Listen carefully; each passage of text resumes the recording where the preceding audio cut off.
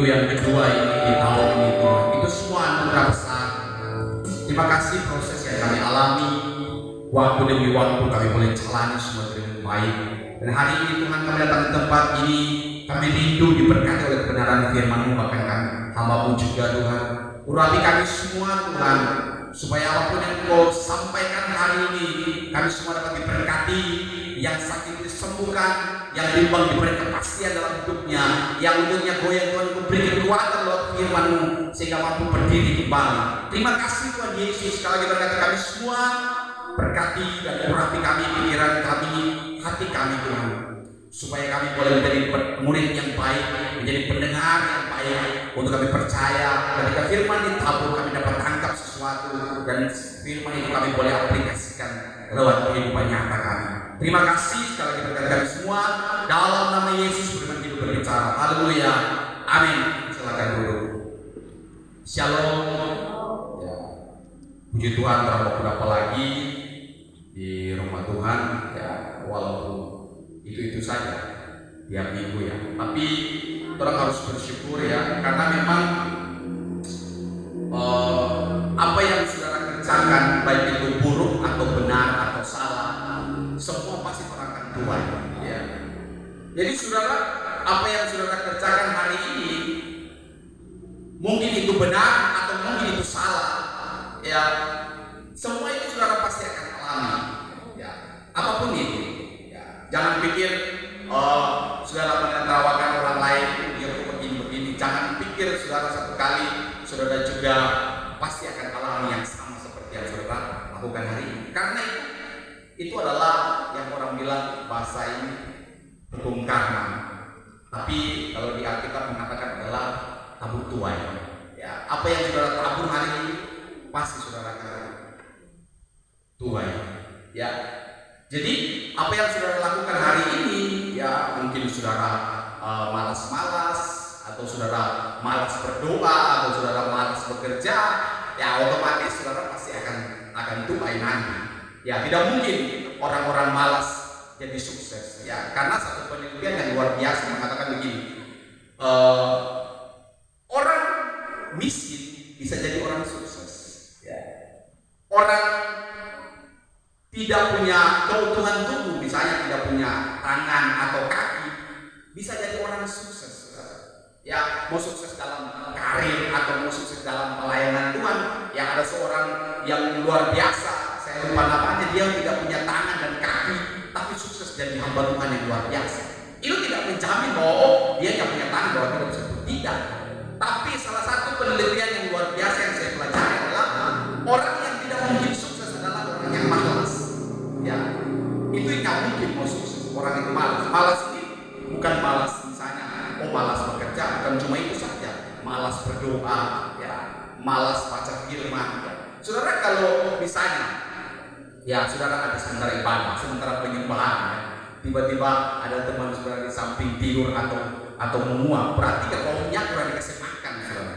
Ya. Orang kalau sementara penyembahan tiba-tiba mengantuk, tiba-tiba sementara pujian mengantuk, berarti rohnya sementara lapar, saudara. Nah, roh itu harus dikasih makan dengan firman Tuhan. Ya, kalau orang yang pernah kasih makan orang berroh, berarti daging orang yang akan menguasai hidup saya, saudara. Nah, hari ini kita akan belajar kebenaran firman Tuhan. Ya, saudara pasti sudah tahu firman Tuhan ini. Firman Tuhan ini sangat terkenal ya. Tapi kita akan belajar dari sisi lain, ya, supaya misalnya orang bisa koreksi hidup saya dan saudara, orang ini berada di mana? Ya. Saya ini statusnya apa di dalam Tuhan, saudara? Nah, orang akan belajar dalam kitab Injil Lukas ayat yang kitab Lukas 15 ayat yang ke-28 sampai dengan yang 30. Saudara, kalau saudara sering baca firman Tuhan, saudara akan tahu cerita ini. Cerita ini tentang anak yang hilang, saudara. Ya, secara fisik bahwa yang hilang adalah anak yang kedua, saudara. Secara fisik itu secara fisik, tapi secara rohani, secara tanpa kita orang sadari, yang hilang sebenarnya anak yang pertama, saudara. Nah, saudara akan belajar ya.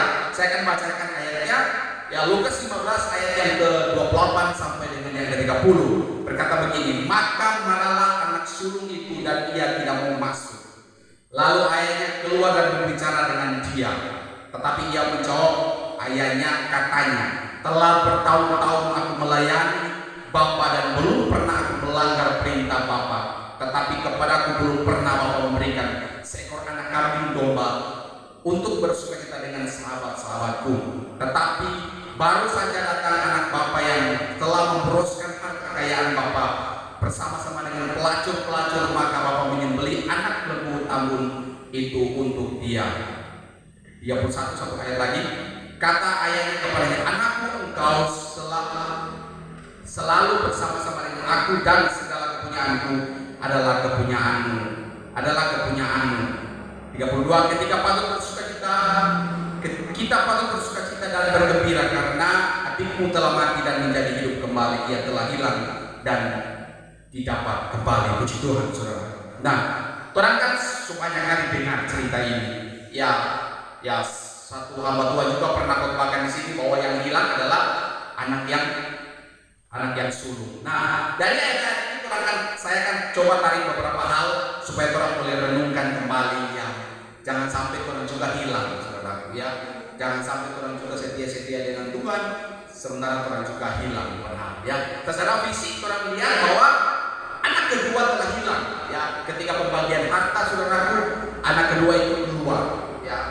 Anak kedua keluar dan menghabiskan semua bagian harta yang dia dapat dari orang tuanya. Ya, dia habiskan, dia lakukan ini dan itu. Akhirnya dampaknya ketika semuanya habis, saudaraku, dia itu jadi pembantu. Ya, kalau cuma jadi pembantu biasa, saudaraku. Ya, ada banyak orang jadi pembantu rumah tangga, itu tidak masalah. Tapi yang parahnya begini, dia sampai makan makanan babi, saudara. Ya, itu dampak dari yang hilang. Itu dampak, itu pasti akan terjadi, saudara. Karena ketika manusia jatuh dalam dosa, ya sebelumnya kan Tuhan menciptakan semua ini kamu boleh makan bebas, saudara. Itu kebebasan. Tapi ada aturan juga. Makanya Tuhan menciptakan satu pohon pengetahuan baik dan jahat. Ya, itu aturan yang Tuhan taruh. Makanya di dalam Tuhan itu mesti ada aturan. Ya, sebebas-bebasnya makan babi boleh, makan anjing boleh, ya sorry, daging babi, daging anjing boleh, ya semua boleh, tapi punya aturan. Ya, kalau sudah telur tinggi jangan coba-coba. Ya, kalau sudah tinggi jangan coba-coba. Artinya punya aturan, saudara. Kebebasan yang Tuhan taruh seperti itu. Ketika seorang bapak ini memberikan kebebasan bagi anaknya, ini hartamu. Nah, dia tidak mampu kelola. Akibatnya dia mati. Ya, tapi puji Tuhan, dia kembali lagi. Nah, pernah kan belajar anak yang pertama ini. Nah, saya harap saudara bisa menerima apa yang mungkin saya sampaikan. Ya, saya harap juga saudara bisa punya dulu, baru saudara telah. Nah, anak yang kedua ini dia marah. Ya, 28 berkata begini, maka marahlah anak sulung itu dan ia tidak mau masuk. Lalu ayahnya keluar dan berbicara dengan dia. Tetapi menjawab ayahnya, katanya, telah bertahun-tahun aku melayani Bapa. Perhatikan, sebenarnya bukan anak yang terakhir yang hilang. Ya, anak terakhir hilang secara fisik, tapi anak yang pertama hilang secara rohani, saudara. Nah, ini yang harus kita perhatikan, saudaraku. Pertanyaannya kan jelas. Anak pertama ini berada di posisi bersama-sama dengan Bapa, saudara. Ya, artinya begini, orang sama-sama rajin di gereja, ya, sering beribadah. Bahkan yang lucunya di sini adalah begini, dia katakan begini, ya, tetapi menjawab ayahnya, katanya, telah bertahun-tahun aku melayani Bapa. Saudara perhatikan ayat ini. Kenapa anak kedua yang saya katakan dia paling parah dan hilang paling parah, saudara? Kenapa? Ya, pertama dia katakan begini,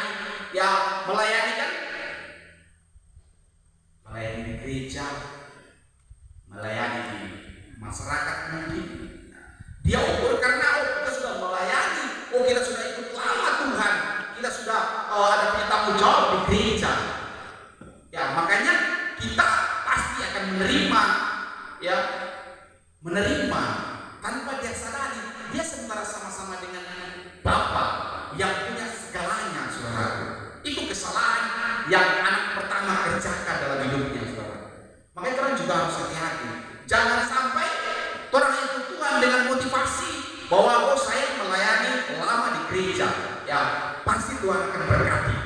Ya, jangan sampai mindset pola pikir orang itu diubah seperti itu. Karena ini bicara tentang fisik, saudara. Ya, dia apa namanya, bahasa ini, dia sombong Tuhan dengan pelayanannya. Dia anggap dengan pelayanannya, dia tahun-tahun dia melayani, dia banyak berdoa untuk orang lain, dia banyak melayani di gereja daripada orang lain. Akhirnya dia sombong Tuhan bahwa kenapa kita selama bertahun-tahun itu Tuhan bersama dengan Bapa, kita tidak pernah dapat sesuatu yang baik, saudara. Ya, tanpa orang sadari. Seringkali kan tuh karena ya orang sudah melayani Tuhan, kenapa hidup saya begini terus? Ya, sakit-sakit nggak berhenti, kalau masuk rumah sakit, anak-anak saya sakit, istri saya sakit, suami saya sakit-sakit. Kenapa? Pertanyaannya kan begitu. Kenapa? Padahal orang sudah punya tanggung jawab. Nah, ini yang harus orang berubah, saudara. Orang jangan sampai begini. Orang ada di posisi hilang juga sama tanpa orang sadari. Orang juga hilang. Ya. Nah, ketika orang tidak tahu bahwa orang hilang, orang sombong dengan Tuhan, kita lebih lama daripada dia. Ya, kita lebih, ya mungkin ya. Gereja ini karena kita. Ya, pelayanan ini karena karena kita. Ya, semua ini karena ada. Gereja ini besar begini karena kita. Ya, orang sombong Tuhan dengan motivasi yang salah, tanpa orang sadari, orang lagi cari nama. Ya, makanya seringkali orang sementara memberi, tapi dia membeli juga. Ya, orang jangan sampai seperti itu. Orang sementara membeli orang bantuan dengan senyum-senyum, tapi orang sementara membeli nama baik orang. Orang tidak bangun itu sebagai budaya dalam hidup saudara. Orang tidak bangun itu sebagai kebiasaan dalam hidup saudara. Bahwa orang memberi itulah tanggung jawab kita sebagai manusia makhluk sosial, harus saling menolong. Alkitab berkata begini, kasihlah musuhmu. Ya, kasihlah musuhmu. Itu level yang tinggi sekali. Semua agama tidak ada yang seperti itu. Ya, agama Yahudi pun tidak seperti itu. Ya, mata ganti mata, ya, tangan ganti tangan, penderitaan ganti dengan penderitaan. Ya, kalau agama lain juga, ya, kalau kamu dibalas dengan kekerasan, ya, kalau kamu tidak mampu balas dengan kekerasan, tidak apa-apa. Tapi kalau kamu mampu balas dengan kekerasan, balaslah itu dengan kekerasan. Ya, itu agama-agama tertentu. Tapi kalau orang mengajarkan kasihlah musuhmu, berarti orang itu memberikan sesuatu. Orang tidak akan menjadikan itu sebagai motivasi untuk menyogok Tuhan, bahwa kita selama itu Tuhan, berarti kita pasti akan dapat sesuatu yang lebih besar. Petrus berkata begini, berbahagialah orang yang mendapat penderitaan. Ini bahasa saya, ya, artinya begini, jangan berpikir bahwa orang menderita berarti istilahnya habis hujan pasti, habis panas pasti hujan, ya, habis menderita pasti senang. Tidak seperti itu. Petrus mengatakan begini, berbahagialah kamu karena kamu telah mengambil bagian dari penderitaan yang Tuhan Yesus alami. Itu yang harus terangkan. Itu poin yang pertama. Poin yang kedua yang orang harus pahami, kenapa anak pertama ini hilang? Ya, yang kedua adalah karena kesetiaannya diukur dengan kebutuhannya. Coba. Ya, kesetiaannya dia ukur dengan kebutuhan. Ya, ayat sudah kata begini, Bapa, dan belum pernah aku melanggar perintah Bapa, tetapi kepada aku belum pernah Bapa memberikan seekor anak kambing domba untuk bersukacita dengan sahabat. Ya, lucu sekali. Ya, dia ikut lama dengan Tuhan, motivasinya hanya kebutuhan. Ya, jangan sampai saudara ukur kemampuan Tuhan itu hanya sebagai kebutuhan perut yang paling bahaya. Kebutuhan apalagi doi, ya, apalagi doi. Ada satu hamba Tuhan, saya ketawa. Dia bilang kalau saudara pengen doi banyak, tulis di buku Berapa juga saudara suka tulis di situ, dan saudara bangun tengah malam, saudara doakan, saudara tumpang tangan, maka doa itu akan datang. Saya langsung ketawa, saya langsung, wow, ya keanehan-keanehan yang luar biasa. Saudara kita pernah belajar di dalam firman Tuhan bahwa di surga itu ada doi, ya di surga itu ada doi, ya yang ada cuma emas. Makanya emas itu diproses, ya caranya kita gampang, saudara. Orang salah ikan saya pernah baca, misalnya ada satu sungai ya mengalir di tanah Hawilah yang mengandung banyak emas. Mungkin orang pikir itu emas batangan, ya yang tanpa digali langsung main pungut ya, orang pikir seperti itu. Padahal Tuhan katakan seperti itu. Kenapa ada emas? Emas itu perlu dikelola juga. Makanya Tuhan menciptakan tumbuh-tumbuhan, biji-bijian, pohon di taman Eden. Tuhan taruh manusia untuk mengelola, ya, merawat. Makanya ada kata begini, pikiranmu itu sudah bisa ciptakan apa saja, ya, sudah bisa ciptakan misalnya dia taman atau misalnya ya kebun rinca, boleh, ya. Tapi hati-hati jangan sampai pikiran saudara itu dibiarkan, ya, artinya dibiarkan begitu saja seperti hutan liar. Makanya di pikiran saudara itu, kalau pikiran mindset saudara itu ada pikiran liar, berarti ada binatang buas, ya, ada tikus, ya, ada banyak sekali, ada babi hutan, ya. Makanya ketika pikiran saudara adalah, oh, pikiran saya adalah taman, berarti ada perawatan, ya, ada perawatan. Makanya kalau saudara pergi di taman-taman safari, jangan kaget sekali ditampakkan itu dirawat, saudara. Ya, makanya ketika pikiran saudara teratur, saudara rawat, saudara masukkan yang terbaik. Ya. Kalau saudara lihat, ya, penampungan makanan dalam tubuh manusia itu di perut. Ya, ini saya pernah jelaskan kepada istri saya bahwa terus harus hati-hati. Ya, kalau saudara makan sesuatu misalnya dari babi atau sesuatu, penampungannya ada di perut. Tapi kalau itu tetap tidak ingat. Tapi kalau untuk roh dan jiwa, itu penampungannya ada di pikiran. Ya. Roh dan jiwa saudara itu punya mulut di mana? Ada di mata dan di telinga. Saudara punya, kalau hidup saudara dibawa oleh roh, berarti saudara harus lihat yang baik. Saudara harus dengar yang baik. Makanya roh dan jiwa saudara itu terukur, terpelihara.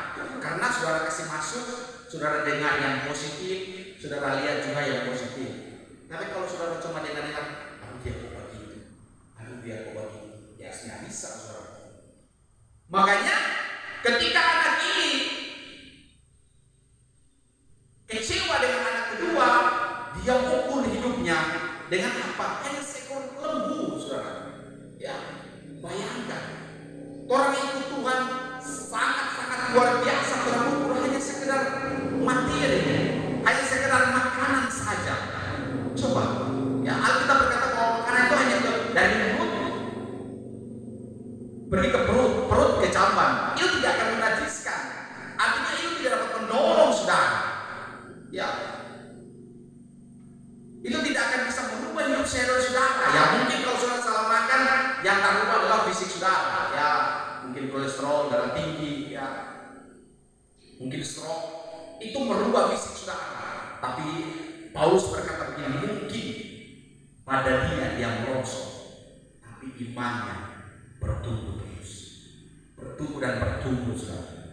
Walau memang dari badan memang sudah habis, ya, karena dia mungkin 3 hari tidak makan, terapung-apung di kakal, saudara. Ya, kalau orang kan, ya, kalau Paulus puasa terpaksa, ya, puasa terpaksa karena memang keadaan.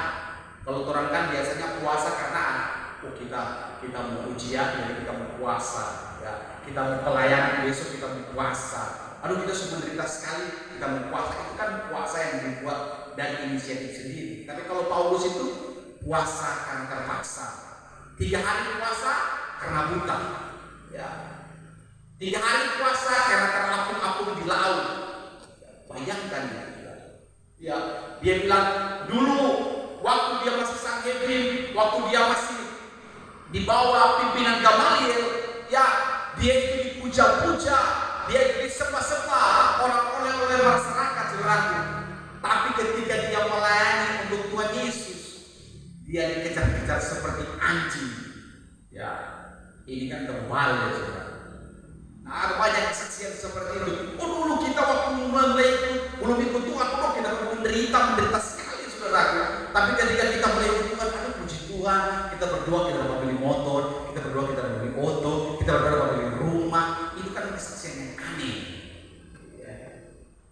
Saya kadang-kadang dengan kesaksian begitu, kadang-kadang ya, lucu juga. Berarti dia ukur Tuhan itu hanya sekedar dengan fisik kebutuhannya. Ya, kalau Tuhan itu baik sekali, saudaraku. Ya, kita sakit gigi, dia sembuhkan kita. Waduh, pendeta sana hebat sekali. Dia tumpang tangan kita ke gigi langsung sembuh. Bayangkan, saudaraku. Sekecil itu terukur kemampuan Tuhan dalam hidup saya sekarang. Ya, berarti begini, jangan sampai Tuhan sudah menjadi Tuhan. Saudara ukur Tuhan dalam hidup saya saudara seperti itu. Akibatnya adalah saudara simpan Tuhan di dalam sebuah botol kunci, dan ketika saudara butuh dia, saudara cabut penutup kunci, saudara keluarkan. Di Tuhan berkata begini, aku beri kamu 3 permintaan. Itu kan aneh, saudara. Ya, orang pikirkan Tuhan seperti itu, ya. Bahwa Tuhan itu begini, kita pasti di belakang. Tuhan datang pijik-pijikan dari belakang. Tuhan kita kok kurang doi, datang dong kasih doi kita. Orang pikir hanya seperti itu. Makanya anak kedua ini bertahun-tahun ikut Tuhan, akhirnya dia ukur hanya seekor lembu. Bayangkan, saudara, saya kadang-kadang lucu juga seperti ini ya. Orang bertahun-tahun ikut Tuhan, orang tidak pernah ukur kebaikan Tuhan dalam hidup saya, saudara. Ya, kesehatan saudara yang saudara terima. Ya, mungkin saudara ya tengah malam kerja, ya, mau paras masih kuat, ya, masih boleh makan, ya, walaupun ikan babi hanya sedikit, ya, serpaku hanya sedikit. Bersyukur, saudara. Kebaikan Tuhan yang tidak terbatas. Saudara lihat orang di luar sana tiba-tiba ditabrak tronton, ya. Yang lucunya pendeta lagi. Ada tuh video. Pendeta ditabrak tronton, mati. Saya pikir ya. Ada juga pernah dengar pendeta ditikam anak kecil. Bayangkan, saudara. Saya kadang-kadang lihat. Ada juga pendeta perkosa dari anak didik. Kita pikir, wow, karena ini status ini. Seorang pendeta. Ada juga pendeta membunuh pasangannya. Ya, habis itu dia isi dalam kubur dan dia keluar tersenyum, saudara. Anggap tidak ada masalah. Saya pikir kependetaan itu dibangun dengan dasar apa, saudara? Ya, menghalalkan segala cara. Karena itu tadi, berpikir Tuhan itu kecil. Jadi kita yang sayang jadi Tuhan, makanya saya perintahkan Tuhan, Tuhan sembuhkan kita, Tuhan kita selalu Tuhan. Jadi berkati kita. Seringkali berukur seperti itu. Ketika orang ada penderitaan terhadap hidup saya dan saudara, yang orang pikir adalah semua mati kita ini, semua mati. Aduh, hari ini kumpulan, aduh kita pusing. Jangan saudara.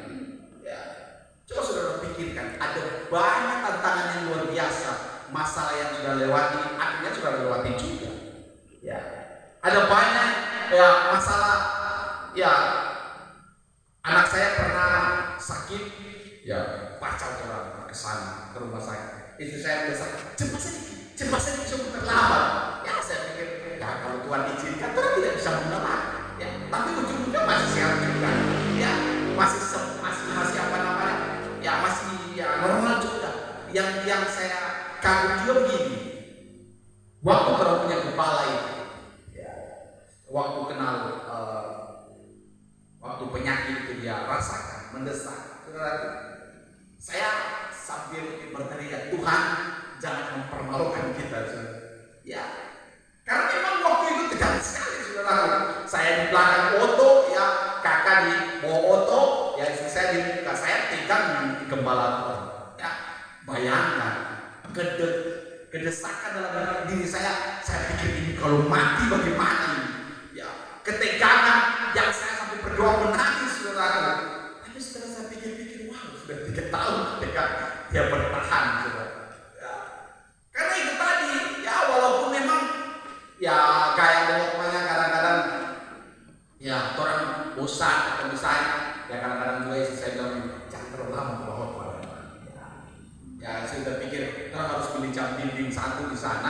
taruh di depan sana supaya kita bawa otak, kita boleh lihat jam, supaya kita tahu. Karena memang kadang-kadang kebablasan ya. Tapi itu tadi ya, jangan sampai orang ukur Tuhan itu hanya sekecil yang orang pikirkan, saudara. Makanya ada banyak orang di luar sana yang bahas tentang Tuhan Yesus. Siapakah Tuhan? Ya, masa Tuhan itu masa Tuhan itu dilahirkan, masa Tuhan itu disunat. Siapa yang berani sunat Tuhan? Itu kan pertanyaan yang abal-abal. Ya, masa Tuhan Yesus ketika disalibkan dia berteriak kepada Bapaknya, berarti dia bukan Tuhan. Masa Tuhan itu menangis ya di taman Getsemani sampai mengeluarkan titik-titik darah. Coba bayangkan, itu pertanyaan-pertanyaan abal-abal sebenarnya, saudara. Berarti ketuhanan Yesus hanya sekecil kemampuan pikiran orang yang pernah baca. Coba saudara ulang dan saudara mungkin saya tidak salah ayat. Saudara baca kitab Ulangan ayat kitab Ulangan 29 ayat 29. Segala yang dinyatakan Allah ya itu yang orang bisa mengerti. Tapi segala yang tidak dinyatakan Allah orang tidak akan pernah mengerti. Makanya Yesus berkata begini, aku dan Bapa adalah satu. Ya. Pada mulanya adalah Allah, Kejadian 1 ayat pertama. Tapi Yohanes pertama ayat pertama juga. Firman adalah Allah dan Allah adalah firman. Itu tidak bisa terbantahkan, saudara. Makanya ketika saudara mengakui itu, makanya Tuhan mengatakan begini, inilah cara berdoa, Bapa kami yang di surga, dikuduskanlah namamu. Kenapa Tuhan ajarkan seperti itu? Itu tandanya adalah begini. Sebelum saudara menyampaikan keinginan saudara, pertama, saudara harus akui dia bahwa dia adalah Allah pencipta langit dan bumi. Bapa kami yang di surga, dikuduskanlah namamu. Itu pengakuan. Makanya supaya orang tidak sampai hilang, walaupun orang ikut saya, orang sama-sama dengan Bapa, tapi ternyata orang lama ikut Tuhan, bahkan bertahun-tahun di ayat ini berkata bahwa bertahun-tahun, ya bertahun-tahun saudara, dia ikut Tuhan, dia hanya ukur dengan materi. Ya, bertahun-tahun dia ikut Tuhan, dia hanya ukur dengan seekor lembu tamu. Kita kadang-kadang begitu. Bertahun-tahun ikut Tuhan, ya dia ukur hanya semakin orang setia, orang itu semakin banyak. Ya, jangan sampai seperti itu, saudara. Itu pikiran yang perlu dirubah, ya, karena itu pikiran yang keliru. Ya, saudara kalau menghasilkan hidup yang berkualitas, saudara pasti akan dibayar mahal. Karena intinya begini, saudara kalau sadar bahwa hidup saudara itu adalah makhluk roh yang tinggal dalam tubuh saudara, itu jelas, saudara. Ketika roh dicabut, tinggal main. Nah, berarti gaya hidup saudara itu harus gaya surga. Makanya ketika hidup saudara gaya surga, ketika saudara turun ke bumi, maka orang di dunia ini akan bayar saudara. Itu pasti. Yesus saja hanya 3,5 tahun, bayangkan saudara. Ada banyak nabi, ya banyak nabi yang itu kira-kira pengajarannya mungkin 40 tahun, ya pengajarannya 25 tahun, pengajarannya mungkin 60 tahun, tapi hanya satu orang, Yesus saja 3,5 tahun dia dapat guncang dunia. Ini satu fenomena yang luar biasa. Saya pikir memang kemanusiaan Tuhan Yesus adalah hal yang luar biasa yang perlu Tuhan tiru. Ya, hanya perlu 3,5 tahun, 1 tahun sampai 12 tahun dia kelihatan. Ya, selanjutnya kira-kira 18 tahun dia hilang, tapi dia belajar. Bukan pergi di Tibet ya, jangan sampai saudara pikir ya pergi di Tibet belajar bahasa Cina atau bahasa India, jangan saudara, itu keliru. Ya, 1 tahun sampai 12 tahun dan 30 tahun sampai 33,5. Ya, kira-kira 3,5 tahun pelayanan dia dapat puncak dunia. Wow, itu luar biasa. Nah, kurang sudah puluhan tahun, kita sudah kira-kira 7 tahun. Ya, mungkin pelayanan kira-kira 5-6 tahun. Ya, 5 tahun lah pelayanan. Tapi kadang-kadang kita goncang juga ya. Ya, aduh Tuhan, ya istri saya keluar masuk rumah sakit, ya habis sakit sana sehat sini, sakit yang sana sehat sini, goncang juga saudara. Kan kita juga manusia biasa ya. Ya kadang-kadang sumber sakit keuangan goncang juga gitu.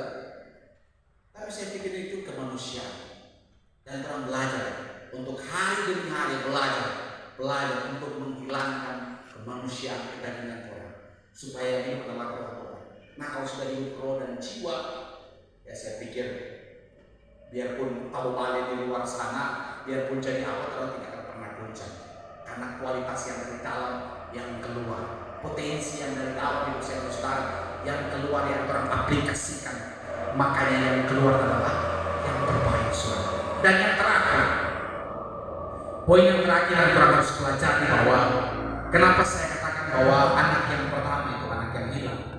Yang ini dia, kesetiaan anak pertama itu dia ukur dengan hidup orang lain.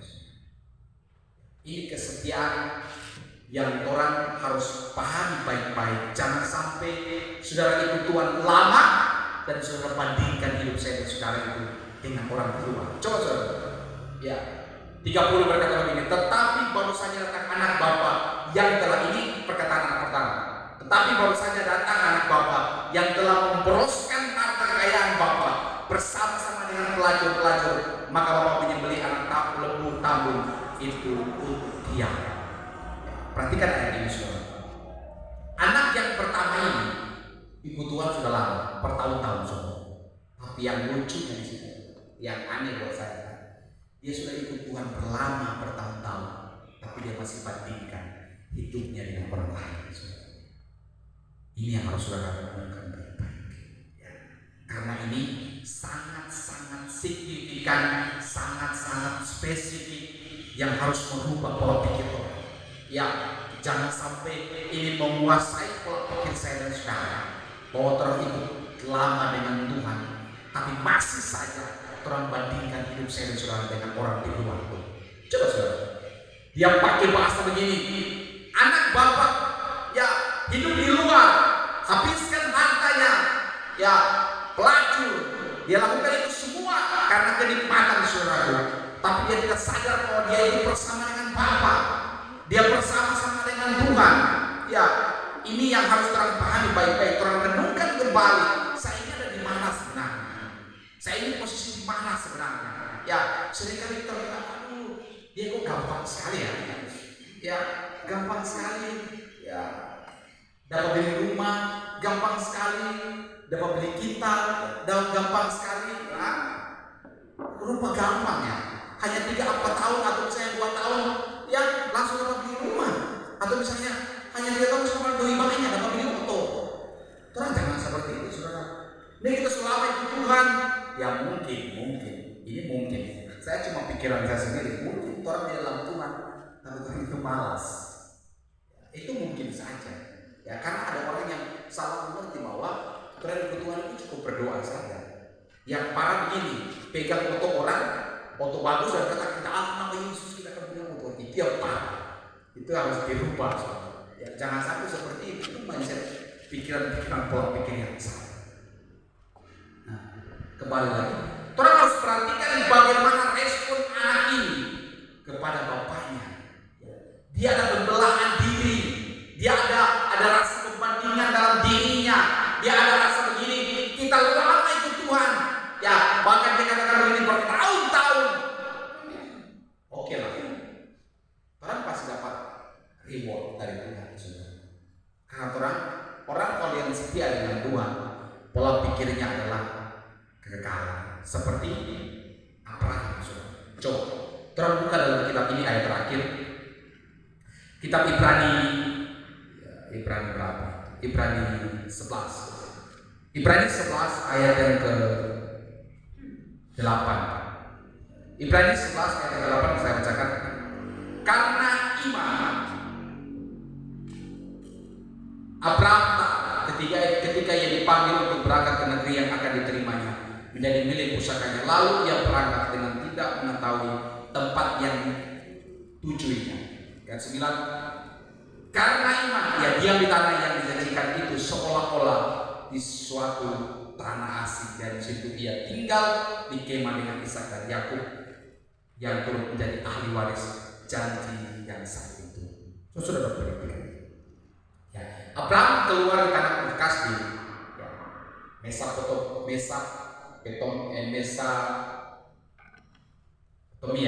ya, dia keluar dari situ. Saudara, kalau saudara lihat sejarah, Abraham itu sangat kaya. Tapi dia dengar suara dari Bapa dan dia keluar. Saudara. Perjanjian pertama adalah dia akan menjadi bangsa Mesir. Dia besar. Dia akan menerima tanah perjanjian. Ya, tapi yang luar biasa di sini adalah dia sudah berada di tanah Kanaan, tapi dia masih merasa di tanah asing. Artinya dia tidak mengharapkan yang tanah yang fisik, saudara. Ya. Itu yang orang harus pahami. Bahwa jangan sampai orang bandingkan hidup saudara dengan orang di luar sana. Ya, yang memang secara fisik orang diberkati. Kalau orang bandingkan seperti itu berarti orang itu salah itu Tuhan. Orang keliru ke Tuhan. Dan orang itu sementara juga hilang di dalam kekristenan saya dan saudara. Orang juga sebenarnya hilang. Ya, orang ikut dengan Tuhan, sudah tahu, sudah setia dengan Tuhan bertahun-tahun, pelayanan mungkin sudah 3 tahun, mungkin 30 tahun, tapi yang orang tidak rubah adalah di pikiran orang. Orang ikut Tuhan, orang lihat di salah bertahan, aduh, kalian diberkati orang kan, pelanya sama gereja, pelanya masuk gereja, dapat rasa dapat beli otot, dapat bikin rumah bagus, ya, terlihat terpukul dengan itu karena orang pikir masuk akal, kan? Ya, masuk akal. Orang kalau hanya berpikir seperti itu, berarti orang itu kecilkan Tuhan dalam hidup saya sekarang. Orang kecilkan Tuhan, kemampuan Tuhan dalam hidup saya sekarang. Ya.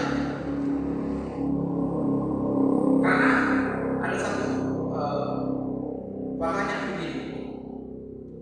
Tuhan bertanya kepada seorang penemu, dia katakan begini. Kira-kira berapa tambah berapa supaya dia sampai 10? Ya. Ada banyak pertanyaan-pertanyaan yang mungkin 5 tambah 5 sama dengan 10. Ya. Mungkin 3 tambah 7 10 atau mungkin 6 tambah 4 10. Ya. Itu keputusan yang tepat. Tuhan tidak pernah tanya hidupmu dulu baik, hidupmu parah, ya kamu pernah berbuat dosa yang lebih besar, kamu mungkin pernah miskin atau apa saja, tapi yang Tuhan suruh adalah kerjakan kalam. Itu yang Tuhan suruh. Nah, ketika saudara fokus bahwa kita mesti baik-baik dulu, baru Tuhan sayang. Tidak seperti itu juga, saudara. Ada banyak proses problema dalam hidup saya sekarang.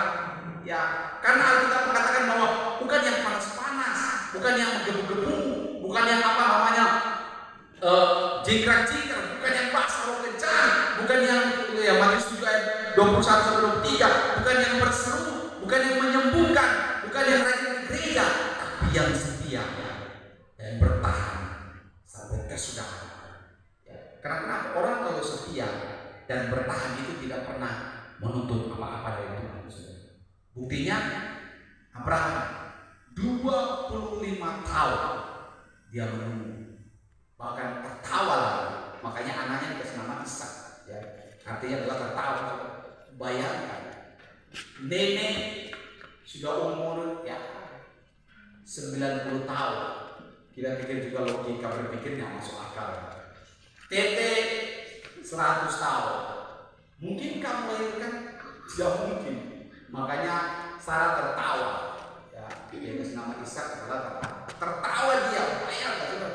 Jadi jangan orang pikir orang batasi Tuhan dengan orang kemampuan, akhirnya orang bandingkan hidup saya dengan orang lain. Jangan. Itu berkat urusan Tuhan. Ya, urusan Tuhan. Itu urusan Tuhan. Urusan orang ada kerjakan yang Tuhan suruh. Tuhan memberkati. Tundukkan kepala kita. Mari kita berdoa. Terima kasih Bapak, firman yang dapat menegur kami, bahkan hamba-Mu juga menguatkan kami. Kiranya firman yang hamba sampaikan Tuhan boleh memberkati itu, dan kami semua dapat diberkati sehingga firman itu dapat berterang dalam hati kami dan kami boleh praktekkan di luar sana. Sekali lagi berkati kami semua Tuhan, apapun problema kehidupan kami, kami percaya firman hidup telah menghidupkan kami dalam hidup kami sehari-hari. Dalam nama Yesus, firman hidup terang dalam hidup kami. Haleluya. Amin. Kami kembali ke